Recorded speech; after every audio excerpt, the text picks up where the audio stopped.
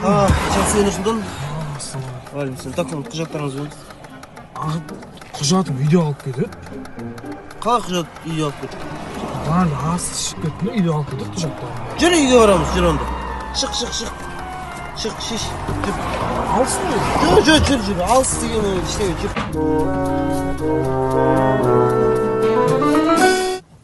Жоқ па? Бар. Іздесе, осы. Тап, документіңді. Қалай документсіз жүретін? Жоқ па? Бар. Осы, 5 күн күтіп отырмын ғой сен.